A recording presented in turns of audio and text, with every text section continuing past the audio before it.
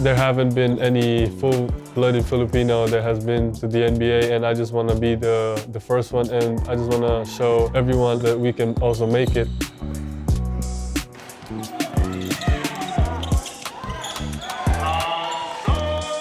My dad always told me to watch films of Hakeem Olajuwon, Tim Duncan, those guys, and I just kept watching, every day.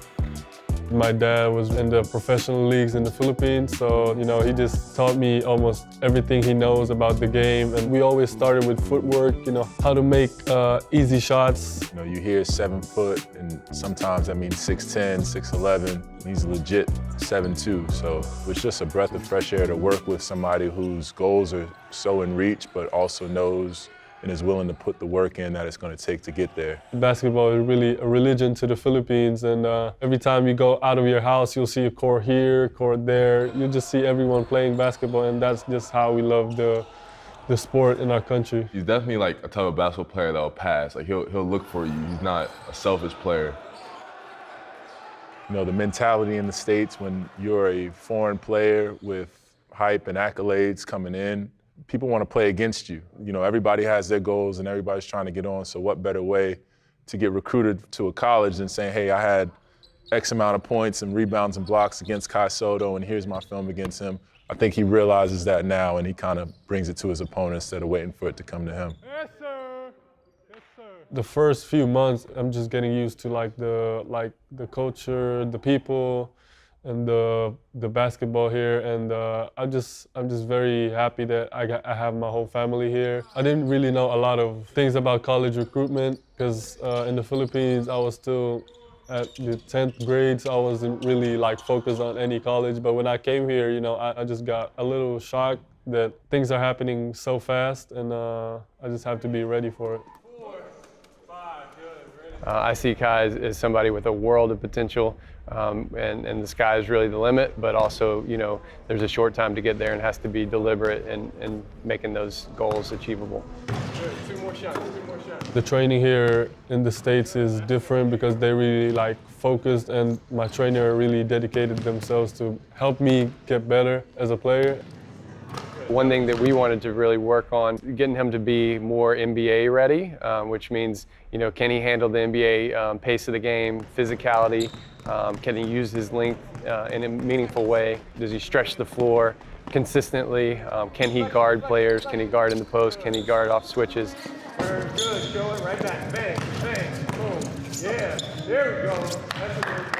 Coach Chuck Person, Coach Rob, Jeremiah, they've been helping me a lot. They're helping me prepare, and I just get my confidence from my workouts, from my practices. I think for him to become more physical, a lot of it's going to take some work at P3, which he's working at every day. They do a great job, kind of sports science and strength and conditioning to develop him off the court, which I think is really, really important. Here at P3, we assess our athletes so that we know what the needs are. So with Kai, I think from this point on, it's just a matter of continuing to develop his strength, develop that power. He's going to be playing and matching up against guys who are bigger than him, so making sure that he is able to match that intensity on the court, but also making sure that he stays healthy to be able to compete year-round. That was a moment in time for him at Basketball Without Borders where all 30 NBA teams are there. There's high-level kids that are his age that are there, and he's able to see, I didn't make the first team. I wasn't MVP. I wasn't on the first team all camp. And so what are the things I need to do to improve?